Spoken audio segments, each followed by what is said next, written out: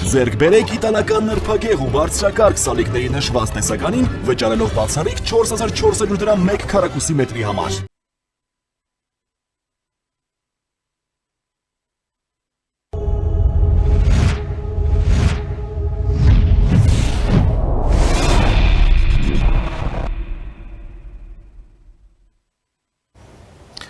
Մեր եթերը շարունակվում է, հիմա ես ձեր թույլտվությամբ կներկայացնեմ մի կարճ վերլուծություն,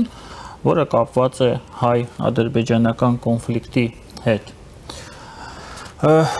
Հայտնի վերլուծաբան, ամերիկյան վերլուծաբան, հարավային Կովկասով զբաղվող Մայքլ Ռուբինը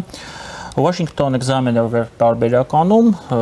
հրապարակել է մի հոդված, որում հերթական անգամ խոսում է հայ-ադրբեջանական կոնֆլիկտի մասին, որը վաղուց արդեն փոխել է իր անվանումը եւ այլևս չի կոչվում Լեռնային Ղարաբաղի կոնֆլիկտ։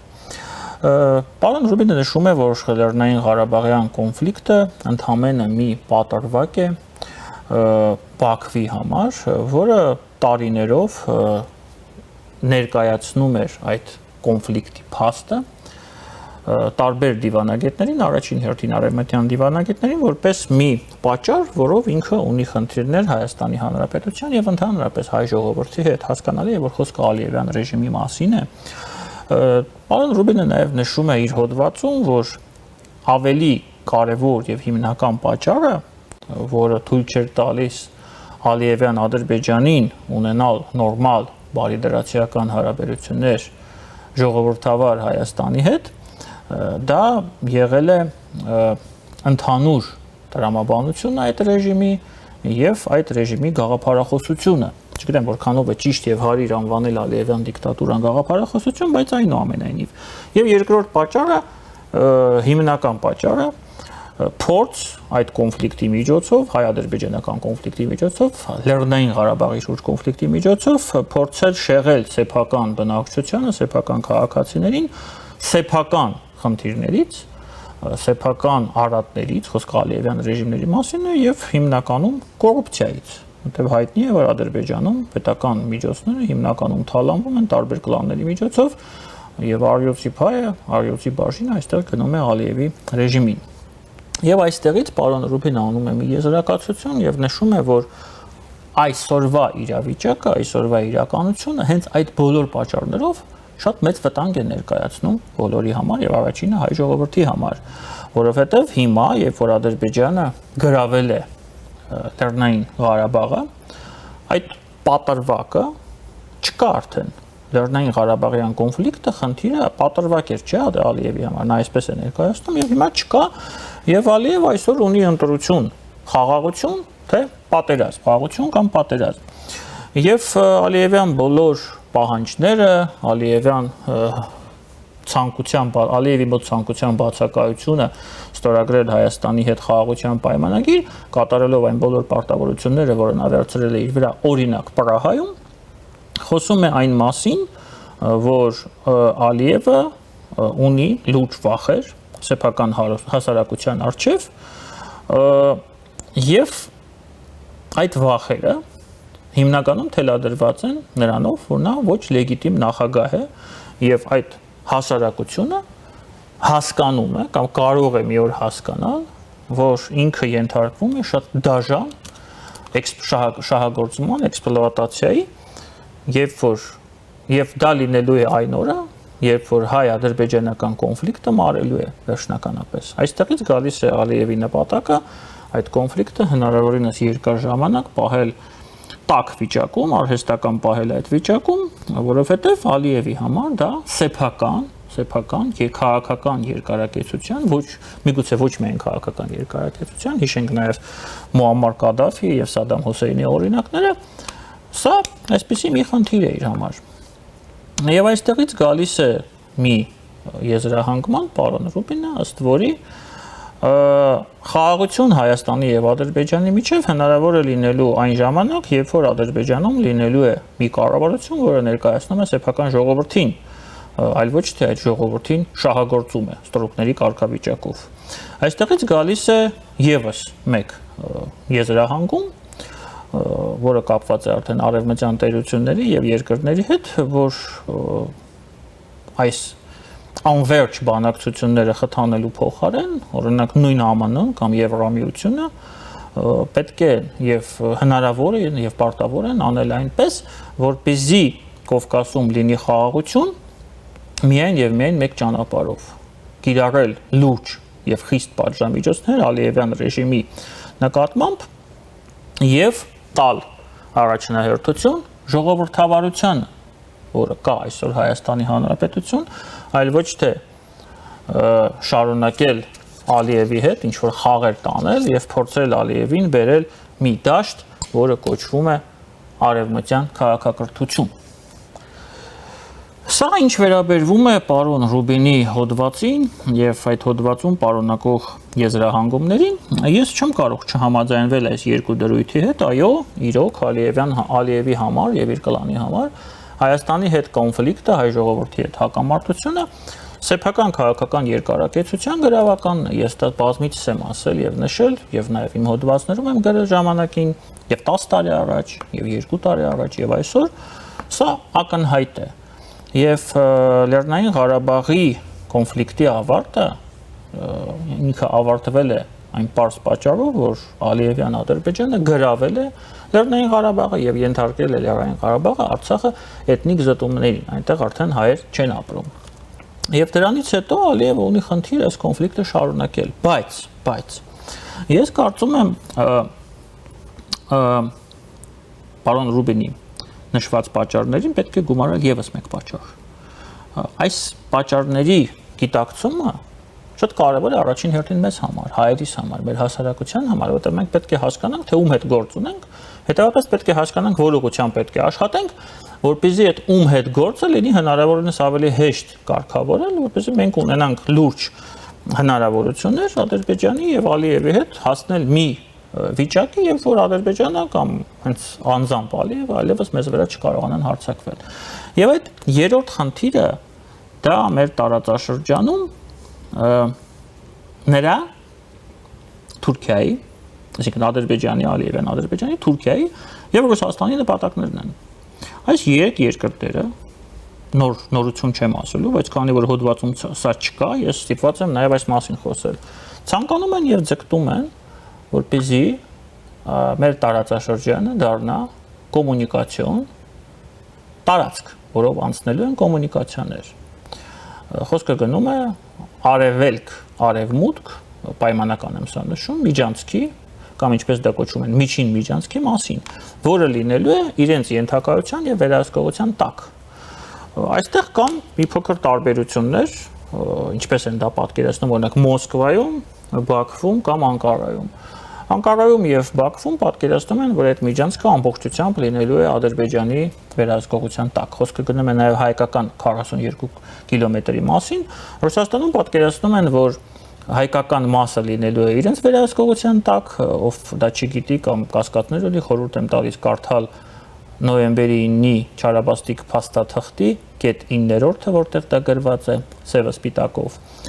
Եվ կա նաև Հայաստանի դիրքորոշումը, որը չի ցանկանում, որպեսզի որևէ մեկը իր ինքնիշխան տարածքում որևէ որոշումներ ընդունի կամ փորձի վաճառել այն, ինչ պատկանում է մեզ, ուրիշներին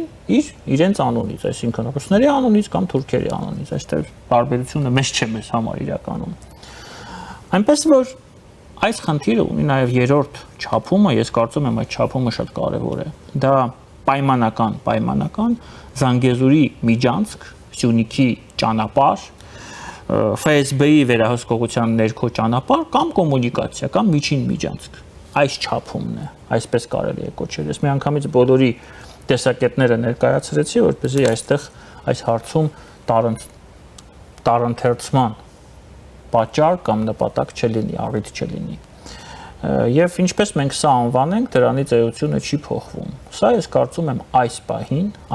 հաշվի առնելով աշխարհաքաղաքական եւ ամենակարևորը աշխարհատնտեսական իրողությունները երևի թե ամենակարևոր պատճառն է։ Իհարկե Ալիևյան ներքին այս մոտեցումները պահել հնարավորինս երկար իշխանությունը այս կոնֆլիկտի միջոցով սա իրականություն է։ Իհարկե նա ձգտում է դրան։ Բայց ես կարծում եմ, որ այս պահին 2020 թվականից հետո հաշվի առնելով, որ Արցախը այլևս չկա, որքան էլ տարբեր քաղաքական ուժեր Հայաստանում չխոստանան, որ նրանք գալու են իշխանության եւ Արցախը վերադարձնելու են, սա փոփոխել է ամբողջ իրավիճակը։ Եվ այս պահին թիվ 1 պատճառը դա կոմունիկացիաներն են եւ կոմունիկացիաների համար պատերազմն է։ Այնպես որ հիմք ընդունելով եւ ընդունելով այն վարկածը, որ առաջ է տալիս ամերիկյան հայտնի փորձագետը, ես այն ամենայնիվ կփորձեմ ավելացնել նաեւ այս կետը։ Եվ ինչ է նշանակում սա մեզ համար։ Սա մեզ համար նշանակում է հետեւյալը. մենք կարող ենք բանակցել, մենք կարող ենք փորձել հասնել ընդհանուր հայտարարի մնացած գործոնների տարածաշրջանային եւ գլոբալ գործոնների հետ կապված այս խնդրի հետ, որովհետեւ առնվազն կոմունիկացիաների հարցում հարավային Կովկասի ամբողջ տարածքում, ամբողջ տարածաշրջանում նույն Ամերիկայի Միացյալ Նահանգները, Եվրամիությունը կամ Մեծ Բրիտանիան, կամ Իրանը, կամ Հնդկաստանը, կամ Եգիպտոսը առնվազն ունեն շատ լուրջ տարընթերցումներ ռուս, թուրք, ադրբեջանական Եվրամիացնության հետ։ Ես ինչի եմ ասում ռուս-թուրք-ադրբեջանական Եվրամիացնություն, որովհետև այս հարցում նրանց դիրքերը կարծես թե նույնական են։ Ես նորից եմ ասում, միակ տարբերությունը սա է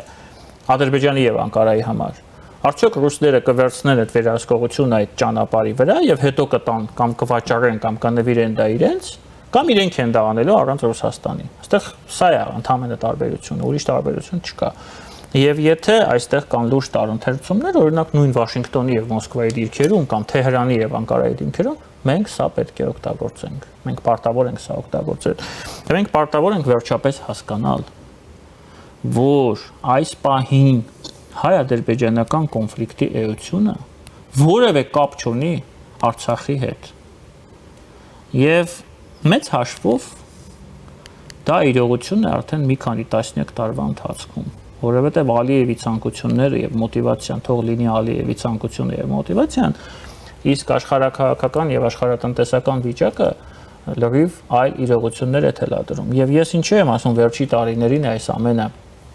ավելի նկատելի դարձել, որովհետև ուկրաինական պատերազմը Ռուսաստանի ներխոժումը Ուկրաինա 22 թվականից սկսած եւ այն բոլոր հիբրիդային պատերազմները, այն բոլոր պատերազմները, որոնք տեղի է ունեցել Իրանի բոլոր սահմանների շուրջ, սկսած Համասի հարձակումից Իսրայելի վրա, այս նոր իրողության ձևավորման շատ կարևոր աշխարհակաղակական բաղադրիչներ են, որովհետև այս ամենը փոփոխել է եւ շատ ռադիկալ կերպով է փոփոխել այն քարտեզը, կոմունիկացիոն քարտեզը, որը կա մեր տարածաշրջանում եւ կապում է մեծ հաշվով ամբողջ աշխարհը։ Այնինչ կոչվում է Կենտրոնական Ասիա, Չինաստանը, եվրոպական շուկաները եւ ԱՄՆ-ն։ Կոմունիկացիաները այս պահին ամենակարևոր գործոնն են։ Ես չեմ վախենում սա պնդել, երևի թե հիմնական բոլոր պատերազմներում, որոնց հիմքում ընկած է աշխարհակաղակական եւ աշխարհատնտեսական շահերը։ Խոսքը գնում է գլոբալ շահերի մասին։ Ես չեմ ասում ինչ-որ լոկալ կոնֆլիկտի մասին, ինչ-որ Սուդանում, ասենք, հյուսիսային կամ հարավային Սուդանի միջև։ Ոչ։ Եթե կա աշխարհակաղակական շահ եւ համատեքստ, ուրեմն պետք է փնտրենք առաջին հերթին սա։ Եվ սա մեզ համար տալիս է հնարավորություն օգտագործելով դա այնպես ինչպես դա փորձում է օգտագործել մեր դեմ Ադրբեջանը, հասնել այն լուծմանը, որը պետք է մեզ։ Այդ լուծումը տվյալ դեպքում մեզ համար պարունակում է մեկ բառ՝ խաղաղություն։ Ինչպես անել այնպես, որ Ալիևին ստիպել, որ Ալիևը գնա խաղաղության։ Ես ժամանակին իմ վարկածը առաջ եմ քաշել, կապված այն թեզի առաջ խաղացման մասով, ըստ որի եթե Ալիևը փորձելու է Հայաստանի վրա հարձակվել եւ սանձազերծել լոկալ պատերազմ, մենք կարող ենք այս պատերազմի սահմանները շատ ավելի մեծ դարձնել, ընդհարցակել եւ անկայունության գոտի դարձնել ամբողջ հարավային Կովկասը։ Իսկ մենք կարող ենք դա անել։ Եվ մենք կարող ենք սա օգտագործել որպես ճնշման միջոց, որպես քաղաքական շանտաժի միջոց, այո, քաղաքական շանտաժի միջոց բոլորի նկատմամբ, որովհետև այդպիսի պատերազմ ոչ մեկին պետք չի տարածաշրջանում։ Իսկ լոկալ պատերազմ պետք չէ մեզ։ Եվ սա այն ամենակարևոր դիրքն է, որը մենք պետք է պահենք Ադրբեջանի հետ բանակցություններում եւ մեր բանակցություններում բոլոր շահագրգիռ ակտորների եւ գործոնների հետ։ Եթե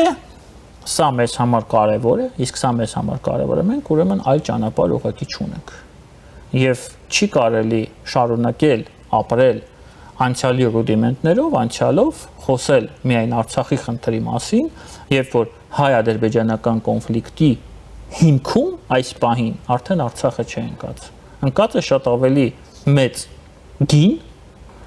որը մեզ ստիպում են մեր թշնամիները, որպեսզի մենք այդ գինը վճարենք եւ որը մենք չպիտի վճարենք։ Չպիտի վճարենք եւ չենք վճարելու։ Եթե մենք վերջապես սովորենք ռեալ գնահատել իրականությունը եւ հետեւապես այդ ռեալ իրականության գնահատականների հիման վրա կայացնել ռեալ իրական որոշումներ, որոնց հիմքում չի լինելու վախը, չի լինելու անցյալի նպատակադրումները եւ լինելու է նոր քաղաքական մոտեցումներ, այն մոտեցումները, որոնք ընկած են նույն Ադրբեջանի հարաբերություններում բոլոր իր գործընկերների եւ նույնիսկ Ադրբեջանի նկատմամբ թշնամական տրամադրված երկրների մասով, օրինակ նույն Իրանի։ Ես կարծում եմ մենք այս առումով իրականում Ադրբեջանից շատ բան ունենք սովորելու։ Սա ցավով եմ ասում, բայց սա իրականությունն է եւ սա երևի ամոթ չէ, ամոթ է չսովորելը։ Երևի թե այսքանը,